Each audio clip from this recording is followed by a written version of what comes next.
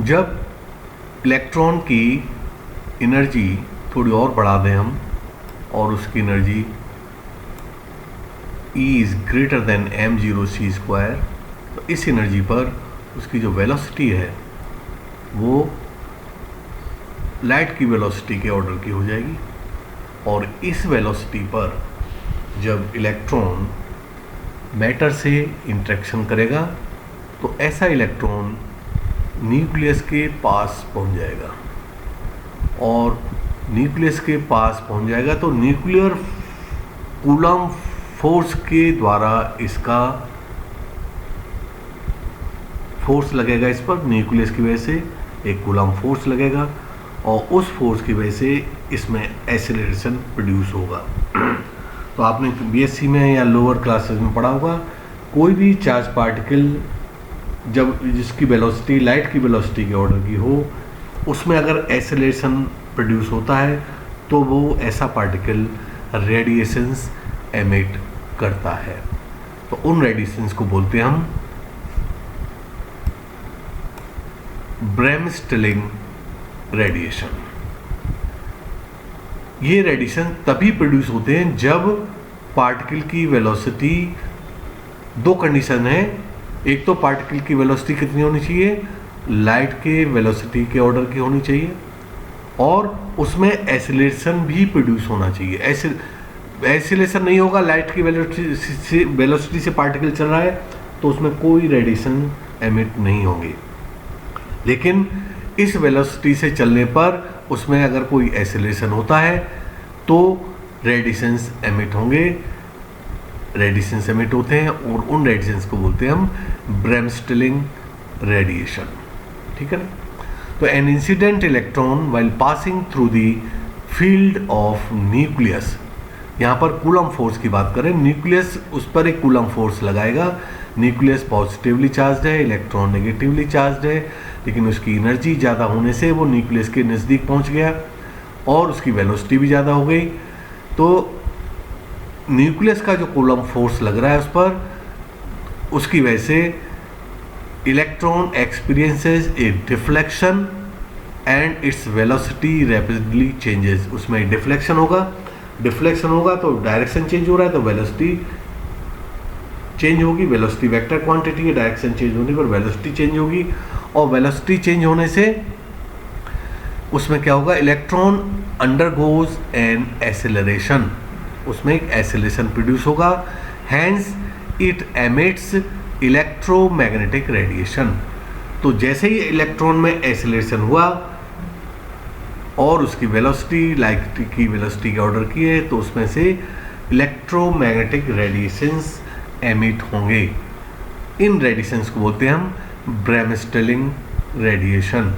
और जब radiation emit हो रहे हैं तो उसकी एनर्जी कम होती जाएगी। जैसे जैसे रेडिएशन एमिट होती जाएंगे उसमें रेडिएशन भी एनर्जी है तो उसकी जो काइनेटिक एनर्जी है वो कम होती चली जाएगी।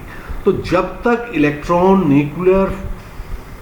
न्यूक्लियस के कूलम फोर्स की रेंज में रहेगा तब तक उसका एक्सेलरेशन होता रहेगा और वो रेडिएशंस एमिट करता रहेगा। जैसे ही दूर निकल जाएगा, अब न्यूक्लियस का कूलम फोर्स लगना बंद हो जाएगा, वहाँ से फिर ब्रेमस्टेलिंग रेडिएशंस उत्पन्न होना, उससे एमिट होना बंद हो जाएंगे।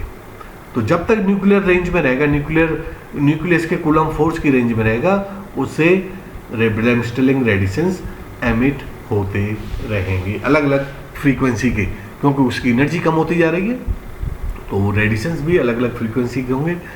This leads to the loss of kinetic energy of incident electron. तो जैसे जैसे रेडिएशंस उसमें से एमिट होते जाएंगे उसकी इलेक्ट्रॉन की काइनेटिक एनर्जी कम होती जाएगी। एंड द प्रोसेस में be termed as nuclear inelastic scattering. तो इस प्रोसेस को बोले क्योंकि न्यूक्लियस के द्वारा हो रहा है, हालांकि कूलम फोर्स ही लग रहा है, कूलम फोर्स की वजह से ये, लेकिन इसको बोलेंगे हम न्यूक्लियर इनइलास्टिक स्कैटरिंग। इलेक्ट्रॉन की स्कैटरिंग हो रही है लेकिन न्यूक्लियस के द्वारा हो रही है, न्यूक्लियस के कूलम फोर्स की वजह से हो रही है, तो ये न्यूक्लियर इनइलास्टिक स्कैटरिंग कहलाएगी। और इसमें जो रेडिएशन एमिट होते हैं वो क्या, कौन से रेडिएशन कहलाते हैं, ब्रेमस्टेलिंग रेडिएशन। इसकी स्पेलिंग है BREMSS TRAHLUNG, H साइलेंट है यहाँ पर, तो ब्रेमस्टेलिंग रेडिएशन प्रोनाउंस किया जाता है ये। Electron will continuously lose its kinetic energy, तब तक अपनी काइनेटिक एनर्जी लूज करता रहेगा, so long as it is under the influence of nuclear field, यानी न्यूक्लियस के कूलम फील्ड के रेंज में जब तक ये इलेक्ट्रॉन रहेगा तब तक ये अपनी एनर्जी लूज करता रहेगा। Thus resulting bremsstrahlung radiation of continuously varying energy, शुरू में एनर्जी ज़्यादा होगी, फिर धीरे धीरे कम होती जाएगी, और ब्रेमस्टेलिंग जो रेडिएशन है वो एमिट होते चले जाएंगे, ठीक है ना। The rate of loss of energy per unit path length by bremsstrahlung radiation is given by, तो जो ब्रेमस्टेलिंग रेडिएशंस एमिट उत्पन्न हो रहे हैं, इलेक्ट्रॉन से एमिट हो रहे हैं, उनकी वजह से जो एनर्जी लॉस होगा इलेक्ट्रॉन का पर यूनिट, पहले एक न्यूक्लियस से इंटरेक्शन किया उसने, अगर उसकी एनर्जी ज़्यादा कम नहीं हुई तो दूसरे एटम की न्यूक्लियस से भी करेगा, तीसरे से, तो इस तरह से अपनी एनर्जी लूज करता जाएगा और आगे बढ़ता चला जाएगा, और उसकी जो एनर्जी लॉस होगा DE/dx, मैंने पिछले लेक्चर में बताया था माइनस साइन क्यों आता है, क्योंकि एनर्जी की वैल्यू कम हो रही है और पाथ लेंथ बढ़ती जा रही है, तो ये माइनस साइन है यहाँ पर। तो ब्रेमस्टेलिंग रेडिएशंस की वजह से जो एनर्जी लॉस पर पाथ लेंथ होता है उसका फॉर्मूला है NZ²/A × E+m0c²। ये फॉर्मूलेज आपको पहला ये फॉर्मूला है, जब एनर्जी उसकी इज़ लेस देन m0c² है, तो ये याद रखने पड़ेंगे, इनका डायरेक्ट सब्स्टिट्यूशन हो रहा है यहाँ पर, और ब्रेमस्टेलिंग रेडिएशन के द्वारा इस फॉर्मूले से एनर्जी लूज होगी, where Z and A are the atomic number and mass number of the absorbing material. Absorbing material में जो एटम्स हैं उनका Z और A हैं respectively. E the kinetic energy of electron. अब मान लीजिए जो चार्ज पार्टिकल है उसका मास है m, चार्ज पार्टिकल पर चार्ज है Ze, और ये एक ऐसे न्यूक्लियस से इंटरेक्शन करता है जिसका चार्ज है Ze। न्यूक्लियस का चार्ज कितना है Ze, इलेक्ट्रॉन का चार्ज है स्मॉल Ze और उसका इलेक्ट्रॉन का मास है m। तो जो एक्सेलरेशन लगेगा होगा फोर्स की वजह से, कूलम फोर्स की वजह से, F क्या होता है, F = m को इधर ले आओ, F = ma, तो क्या होता है Q1 Q2/r², तो एक्सेलरेशन प्रोपोर्शनल हो जाएगा Z small z capital Z E²/m, इसके प्रोपोर्शनल होगा जो एक्सेलरेशन प्रोड्यूस हो रहा है, ब्रेमस्टेलिंग रेडिएशन जो इलेक्ट्रॉन कर रहा है। तो न्यूक्लियर फोर्स की वजह से जो इलेक्ट्रॉन में एक्सेलरेशन हो रहा है वो प्रोपोर्शनल होगा ZE/m। तो जो इलेक्ट्रॉन से जो रेडिएशन एमिट हो रहे हैं उनकी जो इंटेंसिटी है, intensity will be proportional to acceleration into Ze², या intensity proportional to small Z² capital Z² Z⁴ into E⁻⁶/m²। तो ये इंटेंसिटी की इक्वेशन आ गई। तीसरा प्रोसेस, एक और प्रोसेस, जो फर्स्ट प्रोसेस था जब इलेक्ट्रॉन की एनर्जी बहुत कम थी, इलेक्ट्रॉन वोल्ट या किलो इलेक्ट्रॉन वोल्ट के ऑर्डर की थी। इस केस में क्या होता है, इलेक्ट्रॉन एटम, इसकी velocity v is very very less than c, और ये एटम के अंदर एंटर ही नहीं कर पाता है। एटम की जो ऑर्बिट्स हैं, इलेक्ट्रॉनिक ऑर्बिट्स, उनके अंदर इतनी कम एनर्जी है कि जो एटॉमिक इलेक्ट्रॉन्स हैं वो इसको रिपेल कर देते हैं, बाहर से ही अंदर आने नहीं देते, इतनी कम एनर्जी पर। तो जो incident electron can have an elastic collision with atom resulting in A deflection of the electron without any radiation loss और एक्साइटेशन ऑफ द एटम और न्यूक्लियस। इस एनर्जी पर क्या होगा, न तो ये इलेक्ट्रॉन ब्रेमस्टर्लिंग रेडिएशन करेगा, न एटम को एक्साइट करेगा, न न्यूक्लियस को एक्साइट, कुछ नहीं करेगा। ये सीधा बाहर से ही इसकी इलास्टिक स्कैटरिंग हो जाएगी। तो इस इलास्टिक स्कैटरिंग का जो क्रॉस सेक्शन है वो इसके प्रोपोर्शनल हो, E²/mv² के प्रोपोर्शनल होता है। तो यहाँ देखिए एनर्जी जितनी कम होगी उसकी काइनेटिक एनर्जी mv², इसको हाफ लगा देंगे यहाँ पे तो काइनेटिक एनर्जी हो जाएगी। एनर्जी जितनी कम होगी इस प्रोसेस की प्रोबेबिलिटी उतनी ही, इन इलास्टिक प्रोसेस की प्रोबेबिलिटी, इलास्टिक कोलिजन की प्रोबेबिलिटी उतनी ही ज़्यादा होगी। ये mv² नीचे आ रहा है डिनोमिनेटर में। तो काइनेटिक एनर्जी जितनी कम होगी इलास्टिक कोलिजन की प्रोबेबिलिटी उतनी ही ज़्यादा होगी। जैसे जैसे काइनेटिक एनर्जी बढ़ती जाएगी, बढ़ाते जाओ, इलास्टिक कोलिजन की प्रोबेबिलिटी कम होती जाएगी। इलास्टिक की प्रोबेबिलिटी कम होगी तो इनइलास्टिक की प्रोबेबिलिटी बढ़ जाएगी, इनइलास्टिक कोलिजन होने लगेंगे जैसे जैसे एनर्जी बढ़ाते जाएंगे। तो ये कहलाता है the cross section for this process is of the order of E²/mv² whole square, where v is the velocity of the incident particle. तो कुल मिलाकर जो इलेक्ट्रॉन है मैटर के अंदर जो एनर्जी अपनी लूज कर रहा है वो दो प्रोसेस से कर रहा है। एक तो जब एनर्जी उसकी when energy is less than m0c² तो आयनाइजेशन या एक्साइटेशन के द्वारा, आयनाइजेशन और एक्साइटेशन ऑफ द एटम, और एनर्जी m0c² से ज़्यादा होने पर ब्रेमस्टर्लिंग रेडिएशन के द्वारा एनर्जी लूज करेगा। तो इन दो प्रोसेस से इलेक्ट्रॉन जब मैटर से इंटरेक्शन करता है तो उसकी एनर्जी लूज होती है। तो इन दो प्रोसेस को मैंने यहाँ चित्र में दिखाया हुआ है। देखिए ये वाई एक्सिस पर लिया है हमने energy loss per unit path length, और एक्स एक्सिस पर है पार्टिकल की एनर्जी। ठीक है, तो देखिए यहाँ पर जब ये जो कर्व है ये है आयनाइजेशन प्रोसेस।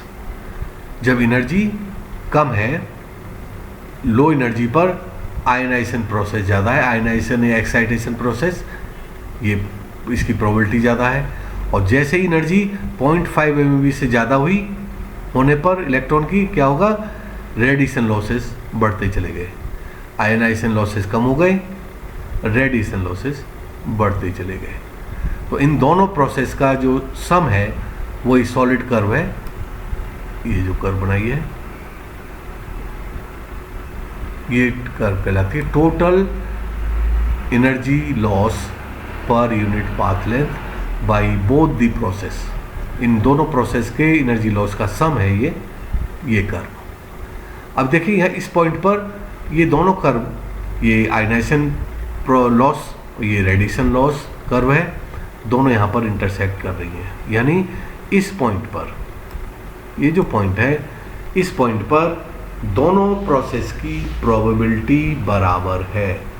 यानी इस एनर्जी पर दोनों प्रोसेस की प्रोबेबिलिटी, लो एनर्जी पर आयनाइजेशन प्रोसेस की प्रोबेबिलिटी बढ़ती जा रही है और हाई एनर्जी पर रेडिएशन लॉस की प्रोबेबिलिटी बढ़ती जा रही है। ठीक है ना, तो इस एनर्जी पर दोनों की प्रोबेबिलिटी सेम है। तो ये चीज़ देखिए, ये दोनों प्रोसेस यानी ये रेडिएशन लॉस के द्वारा एनर्जी लॉस और ये आयनाइजेशन के द्वारा एनर्जी लॉस, दोनों का जो रेशो है वो इस फॉर्मूले से दिया जाता है, ये Ez/800, ये स्टैंडर्ड फॉर्मूला है। Energy loss by radiation, bremsstrahlung radiation, and energy loss by ionization और excitation, their ratio is equal to Ez/800। अब हम एक यहाँ पर एग्जाम्पल लेते हैं लेड का।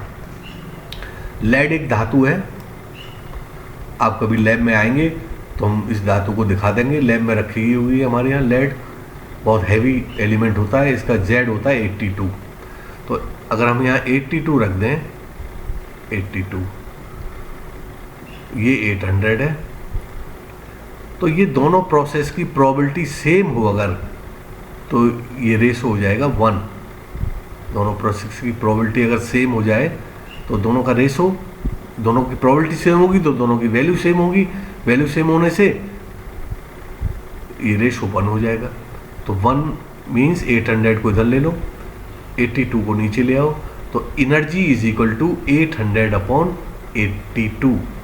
एनर्जी की वैल्यू आएगी 800 अपॉन 82। तो यहाँ देखिए दोनों प्रोसेस सेम है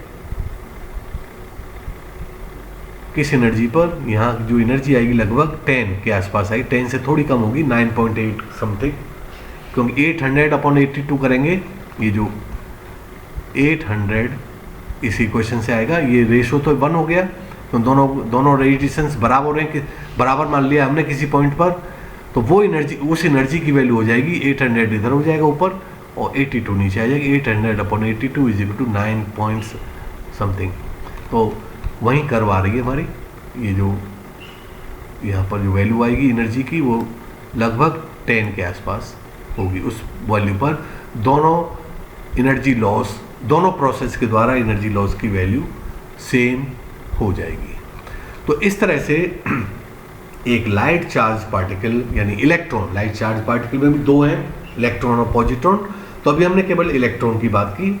इलेक्ट्रॉन की एनर्जी जब बहुत कम होगी, यानी इलेक्ट्रॉन वोल्ट के ऑर्डर में होगी, तो इलास्टिक स्कैटरिंग हो जाएगी। थोड़ी एनर्जी बढ़ाएंगे, लेस देन m0c² है, तो एटॉम के इलेक्ट्रॉन्स को ये एक्साइट करेगा या आयनाइज करेगा, इसके द्वारा एनर्जी लूज होगी इसकी।